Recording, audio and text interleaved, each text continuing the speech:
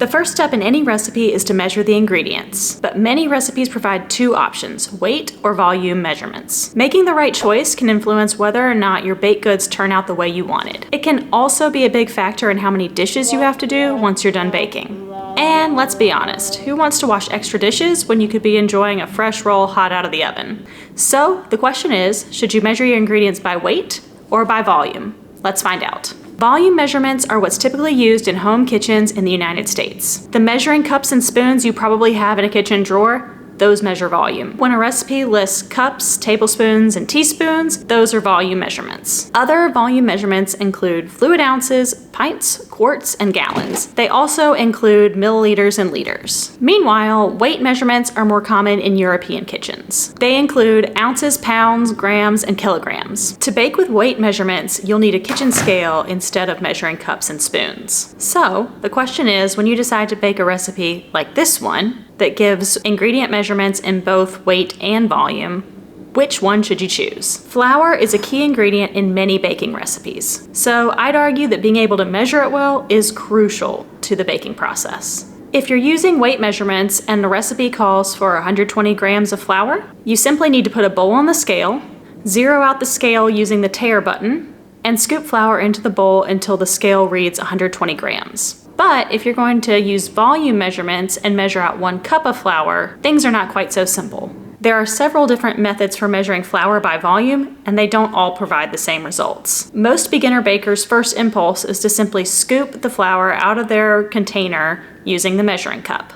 Meanwhile, MarthaStewart.com recommends the fluff, scoop, and sweep method. For this method, you use a fork or a whisk to fluff up your flour. Then you spoon the flour into your measuring cup, and finally sweep the excess flour back into the bin using a knife. The problem with measuring flour in either of these ways is that the results are inconsistent. When I weigh the cup of flour that I scooped out of the flour bin, it weighs 131 grams. Meanwhile, the cup of flour I measured using the fluff, scoop, and sweep method is 114 grams.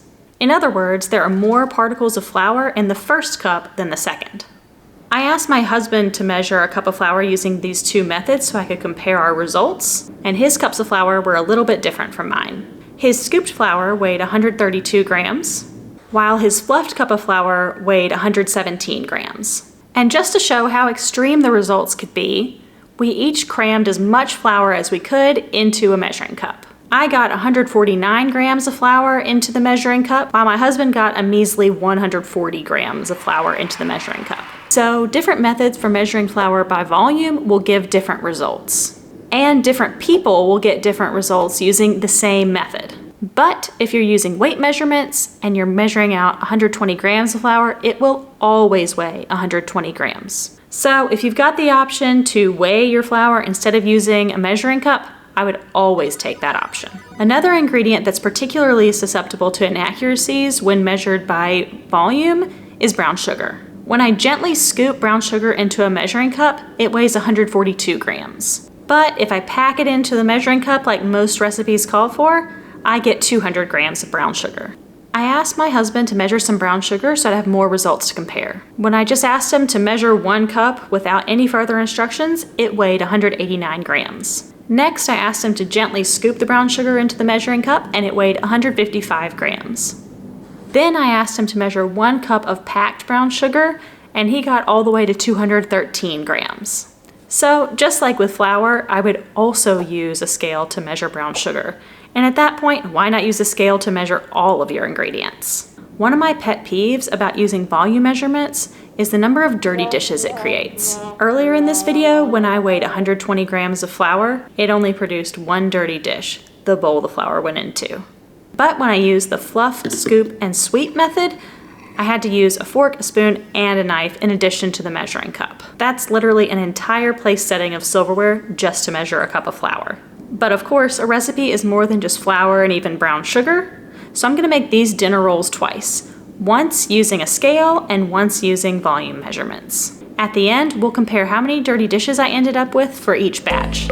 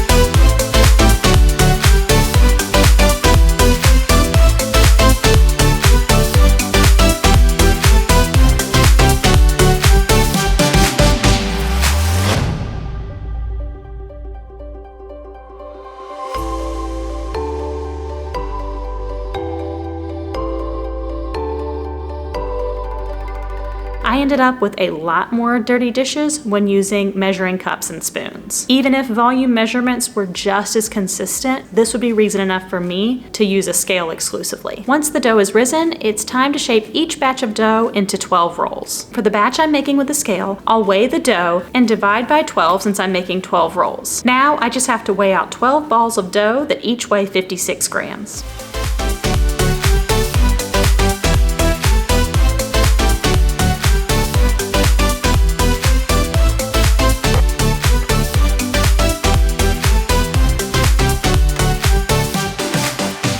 For the volume measurement batch of dough, the instructions say to gently deflate the dough and then pat it out into a rough rectangle that's about 8 by 6 inches. Then cut that rectangle into 4 strips and cut each strip into 3 sections.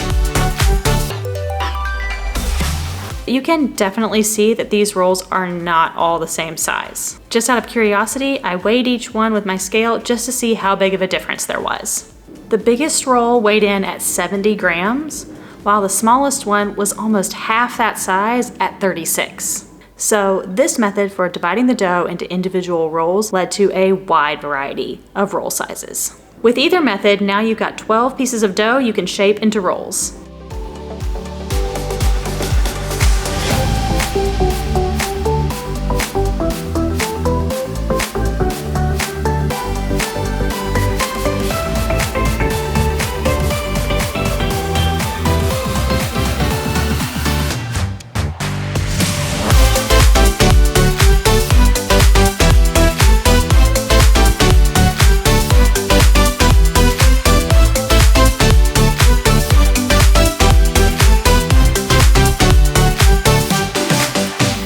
Now the rolls get a second rise. And then they get baked.